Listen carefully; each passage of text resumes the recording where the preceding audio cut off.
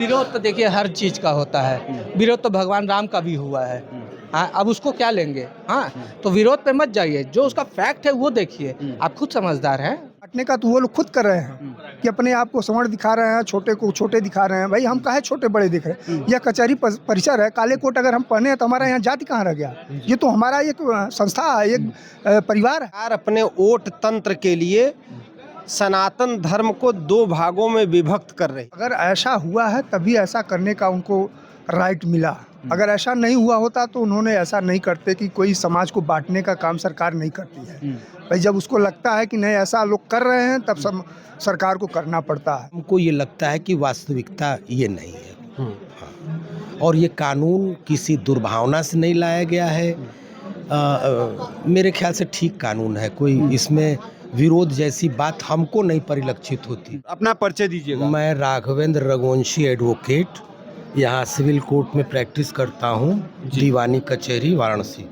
आप भी देख रहे हो कि जिस तरीके से यूजीसी का नया गाइडलाइंस आया है, जिसका रूल्स का नाम है इक्विटी रेगुलेशन वो दिया गया है नाम 2026। तो इसका आप इसमें क्या देखते हैं? और आप देख रहे हैं एक तरफ विरोध हो रहा है तो दूसरी तरफ समर्थन हो रहा है।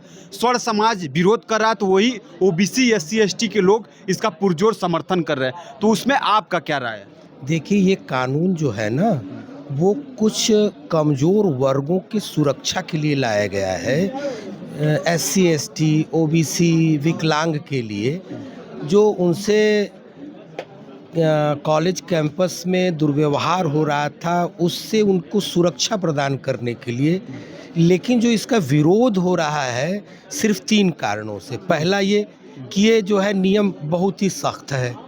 दूसरा ये कि झूठी शिकायतें बढ़ सकती हैं इस कानून के आड़ में, तो इसका डर समाया हुआ है सवर्ण में। नहीं तो जो झूठी शिकायतें की बात हो रही है तो तमाम बुद्धिजीवियों का इस पर विचार आया कि जो इक्विटी कमेटी बनाई जाएगी, अगर कोई भी आरोप होगा तो उसका तथ्य जांच होगा, तब न जाकर उस पर साबित होगा कि नहीं ये दोषी है, ये ऐसे है। तो आप ऐसे कैसे कह सकते हैं? बिल्कुल बिल्कुल, आप सही कह रहे हैं। और मेरे ख्याल से जितना ये विरोध में बातें हो रही हैं सवर्णों की तरफ से, ये राजनीति से प्रेरित ज़्यादा लगती हैं। जैसे में सर जैसे मेरे ख्याल से सरकार विरोधी जो तत्व हैं वो वही जो है, हमको ऐसा लगता है संगठित होके उनको कुछ मुद्दा चाहिए था, मुद्दा मिला हुआ है।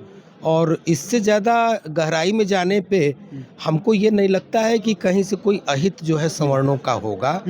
3 कारणों को ही उन्होंने मुद्दा बनाया। एक तो नियम बहुत ही कठोर है, दूसरे झूठी शिकायतों का जो है संख्या बढ़ सकता है, कानून का दुरुपयोग हो सकता है, और तीसरा ये कि संस्थानों की जो स्वायत्तता है ये कम हो सकती है। ये 3 कारण है जिसको लेके जो है विरोध हो रहा है। नहीं तो ये 3 कारण पर जो है आपका क्या विचार है? जो झूठी शिकायत बताया जा रहा है, संस्थानों का स्वायत्तता कम हो जा रहा है, तो आपका इस पर क्या आप क्या सोच रहे हैं? हमको ये लगता है कि वास्तविकता ये नहीं है। हाँ। और ये कानून किसी दुर्भावना से नहीं लाया गया है। मेरे ख्याल से ठीक कानून है। कोई इसमें विरोध जैसी बात हमको नहीं परिलक्षित होती। अच्छा, ठीक है। जिस तरीके से इस समय यूजीसी के जो नए नियम आए हैं, गाइडलाइंस आए हैं, इक्विटी रेगुलेशन 2026, इसको लेकर एक तरफ विरोध हो रहा है जमकर, तो दूसरी तरफ समर्थन हो रहा है। तो आपका क्या इस पर जो है दृष्टि? देखिए, शासन और प्रशासन का जो नियम बना है, लोकतंत्र ने जो अधिकार दिया है उस आधार पर कार्य हो रहा है। इसमें किसी को विरोध करने वाले विरोध कर सकते हैं, क्योंकि विरोध करना स्वाभाविक है, और जो पक्ष में है तो पक्ष भी रखना जरूरी है। तो इसलिए लोकतंत्र ने जो व्यवस्था दी है, व्यवस्था के तहत कार्य होना चाहिए। विरोध अपने जगह पर करें, लेकिन विरोध ऐसा न करें कि जिससे देश का नुकसान हो, समाज का नुकसान हो और अन्य किसी प्रकार का नुकसान हो। नुकसान नहीं होना चाहिए। और सरकार ने जो भी निर्णय लिया है वह निर्णय गलत नहीं होता है। नहीं, जैसे निर्णय सरकार ने लिया तो इस नियम को आप कैसे देखते हैं? क्या आप मानते हैं कि सामाजिक भेदभाव और जाति के आधार पर भेदभाव जो संस्थाएं यूनिवर्सिटीज में हो रही हैं? देखिए, अगर ऐसा हुआ है तभी ऐसा करने का उनको राइट मिला। अगर ऐसा नहीं हुआ होता तो उन्होंने ऐसा नहीं करते कि कोई समाज को बांटने का काम सरकार नहीं करती है। भाई जब उसको लगता है कि नहीं ऐसा लोग कर रहे हैं तब सरकार को करना पड़ता है। और करने से ये बांटने का काम नहीं हो रहा है, क्योंकि लोग बांट रहे हैं। कुछ नेता उसमें हैं, जैसे विपक्ष के लोग हैं, वो हवा देते हैं कि कम से कम हमारी राजनीति की जो रोटियां हैं उससे की जा सके। जैसे हमारा- विपक्ष के नेता मतलब विपक्ष, अब नाम हम नहीं लेना चाहते हैं, जो लोग विपक्ष में हैं, कुछ लोग हैं ऐसे लोग चाहते हैं कि नहीं, ये हमारा जो है राजनीति चमकता रहे और इसमें कोई बात नहीं है। हम कह रहे हैं अभी जो है 10% आरक्षण सवर्णों को दिया गया, उस समय किसी सवर्ण व्यक्ति ने या ओबीसी ने कोई विरोध नहीं किया, किसी व्यक्ति ने विरोध नहीं किया। कहा भाई ठीक है, ये लोकतंत्र है, लोकतंत्र में सबको अधिकार, समान अधिकार है, सबको मिलना चाहिए। तो इस तरह से अगर सरकार ने दिया है व्यवस्था तो होना चाहिए। उसका अच्छा और बुरा जो भी आएगा बाद में देखा जाएगा, उसका निरीक्षण किया जाएगा, उसमें कमेटियां बना, अगर सरकार चाहेगी कमेटी बनाएगी, देख लेगी कि अगर सही हो रहा है तो ठीक है, नहीं होगा तो उसको जैसा संशोधन करना चाहेगी संशोधन करेगी। जो विरोध में निकल कर आ रहा है, जो स्वर्ण समाज उच्च जाति के लोग हैं, कह रहे हैं कि इस बिल से जो है लोगों में जो मतलब जातिवाद बढ़ेगा और जाति के आधार पर जो समाज है वो बटेगा, ऐसा तर्क आ रहा है। नहीं, ये तो अपने से लोग बना रहे हैं कि जाति के आधार पर। हम कह रहे हैं अगर किसी भी शिक्षण संस्थान में सबको अधिकार है पढ़ने का, जी, ये हमारे संविधान में दिया गया है, तो वहाँ तो बांटा नहीं गया ना। जब हमको अधिकार है तो हमको भी वहाँ मिलना चाहिए। तो यहाँ बांटने का तो वो लोग खुद कर रहे हैं कि अपने आप को सवर्ण दिखा रहे हैं, छोटे को छोटे दिखा रहे हैं। भाई हम काहे छोटे बड़े दिख रहे हैं? यह कचहरी परिसर है, काले कोट अगर हम पहने हैं तो हमारा यहाँ जाति कहाँ रह गया? ये तो हमारा एक संस्था है, एक परिवार है।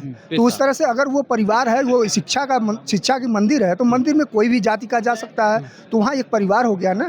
तो वहाँ भेदभाव नहीं होना चाहिए और किसी के ऊपर अत्याचार नहीं होना, चाहे सवर्ण हो, चाहे संख्या जिसकी भारी हो या कम हो, उस पर किसी के साथ विरोध नहीं होना चाहिए, ना उसके ऊपर अत्याचार होना है। बस यही मेरा कहना है। लास्ट सवाल है, जिस तरीके से ओबीसी SC ST वालों का विचार आ रहा है कि ये कह रहे हैं कि जातिवाद बढ़ेगा, वही दूसरी तरफ उनका कहना है कि जो सेंट्रल यूनिवर्सिटीज हैं, कॉलेज देख ले तो उस पर जो प्रोफेसर हैं और वाइस चांसलर हैं, उनकी संख्या जो है इस समय, जैसे कि जो जनरल स्वर्ण समाज का 80 से 90% है, तो इसको लेकर क्यों नहीं ऐसा आवाज़ उठ रहा है? देखिए, जब वो अब इनका आभास तो होना चाहिए ना कि अगर उच्च शिक्षण संस्थानों में जनरल कास्ट के प्रोफेसर सारे लोग हैं, अधिक से अधिक हैं, और वहाँ पढ़ने वाले जो है वही लोग रह रहे हैं, तो उनको आपत्ति नहीं होना चाहिए।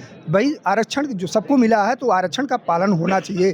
अगर 27% ओबीसी को मिला है, 13% SC को मिला है और 2% ST को मिला है, तो 13% और 2% 27% होना चाहिए। चाहे वो भले कम अंक हो, लेकिन उनका स्थान तो होना चाहिए ना। जो हाई मेरिट में आ रहे हैं उनको रखना चाहिए, तो वहाँ कोई विवाद नहीं है। जब वहाँ अगर उच्च जाति के लोग हैं, प्रोफेसर हैं या जो भी हैं, तो वहाँ कोई विरोध तो है नहीं। विरोध तो हम पैदा कर रहे हैं ना, यहाँ के लोग विरोध कर रहे हैं, तो ऐसा होना नहीं चाहिए। हमारे समझ में तो ये समझ से परे है, ऐसा विरोध नहीं करना चाहिए। अच्छा, जिस तरीके से आप इस समय देख रहे हैं, जब से यूजीसी ने एक नया नियम लाया है यूनिवर्सिटीज उच्च शिक्षण संस्थान में कि वहाँ पर इक्विटी कमेटी बनाई जाएगी, जिसमें ओबीसी SC ST के बच्चों के साथ जो सामाजिक भेदभाव और जाति के आधार पर भेदभाव हो रहा है, उसको लेकर सरकार ने ऐसा नियम लाया है। तो इस सब दृष्टिकोण को लेकर आपकी क्या राय है? दूसरी तरफ इसी नियम को लेकर जो स्वर्ण समाज, जो उच्च जाति के लोग हैं, वो विरोध भी कर रहे हैं। देखिए, जहाँ तक सरकार का बात है, सरकार ने जो भी फैसला लिया है सोच समझ के ही लिया होगा। हाँ, हर समाज के हर तबके को ध्यान में रख के उनकी ज़रूरतें, उनकी ज़रूरतों का ख्याल रखा होगा, उनकी क्या आवश्यकता है, उनको क्या परेशानियाँ, इस सब का ख्याल रख के ही यूजीसी बहुत ही अच्छा चीज़ है। अच्छा चीज़ है। हाँ, नहीं, यूजीसी तो अच्छा चीज़ है। हाँ, वो तो विश्वविद्यालय, लेकिन एक समाज में सामाजिक, हम लोग सामाजिक आदमी है ना, हम तो समाज में सब लोग एक समान होना चाहिए। यूजीसी बस यही है कि सब समाज में सब लोग एक समान रहे, कोई भेदभाव न रहे, कोई सवर्ण कोई नीचे जात वालों को न दबाए, हाँ, कोई नीचे जात वाला कोई स्वर्ण को न दबाए। एक समानता लाने के लिए ये सरकार का एक बहुत ही सराहनीय कदम है। लेकिन जो विरोध करने वाले लोग हैं, विरोध तो देखिए हर चीज़ का होता है। विरोध तो भगवान राम का भी हुआ है। हाँ, अब उसको क्या लेंगे? हाँ, तो विरोध पे मत जाइए, जो उसका फैक्ट है वो देखिए। आप खुद समझदार हैं। हाँ, इसमें मैं तो वो तो ठीक है, लेकिन हमको ये जानना है कि जो इस समय विरोध हो रहा है उनका, हमने आपसे कहा कि विरोध देखिए राम का भी हुआ। हाँ, विरोध मथुरा में हर मंदिर का हो रहा है विरोध, बाबा विश्वनाथ का भी सब लोग कर रहे हैं। सरकार, अरे बाबा विश्वनाथ का विरोध कौन कर रहा है? कॉरिडोर हुआ बना, कॉरिडोर बन रहा है, चौड़ीकरण हो रहा है, देखिए विरोध हो रहा है, हर जगह विरोध हो रहा है। नहीं तो आप जब धार्मिक आस्था ये सब चीज़ों पर चोट किया जाएगा तो उसको तो विरोध स्वाभाविक है। ये भी तो धार्मिक, इसको भी धार्मिक से जोड़ के देखिए।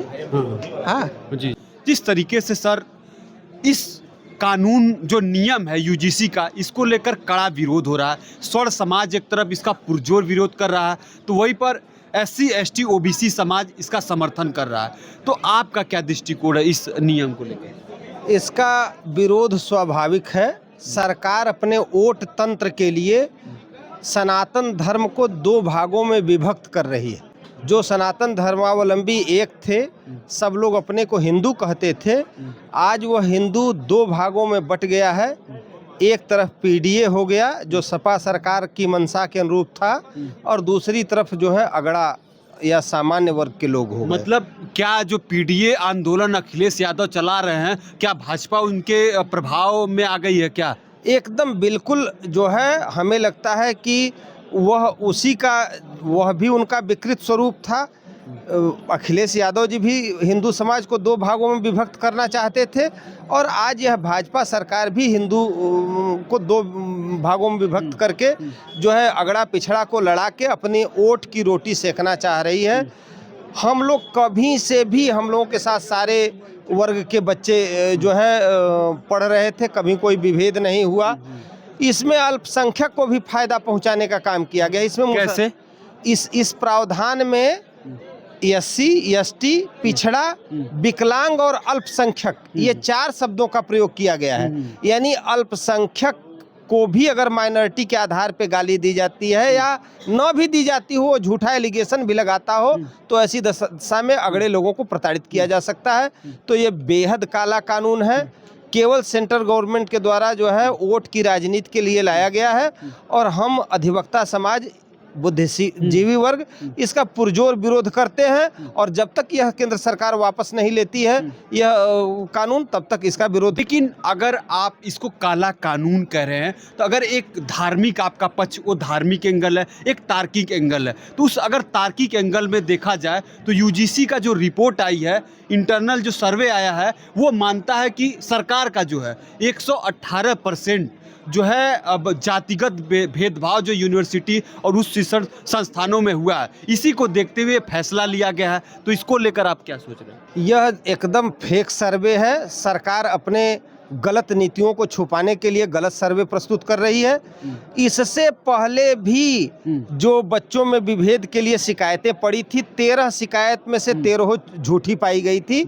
तो सारी, और जितने भी स्पेशल लॉ बनाए जाते हैं, चाहे वो दहेज प्रथा हो, चाहे SC ST हो, चाहे, सारे लोगों का सदुपयोग से ज़्यादा दुरुपयोग हुआ है। यह कोई इनकार नहीं कर सकता है। तो इस कानून का भी दुरुपयोग होगा। यह सामान्य वर्ग के लिए दमनकारी कानून है, और सबसे बड़ी बात यह कि विभेद पैदा करने वाला कानून है। हमारे यहाँ कॉन्स्टिट्यूशन में equality before law and equal status of law की अवधारणा है कि विधि के समक्ष समानता और विधियों का समान संरक्षण होना चाहिए, और लिंग, स्थान, जाति, धर्म के आधार पे हमारा संविधान विभेद करने की मनाही करता है। यह कानून लिंग, जन्म, जाति के आधार पे विभेद करता है, इसलिए अनकॉन्स्टिट्यूशनल है, असंवैधानिक है ये।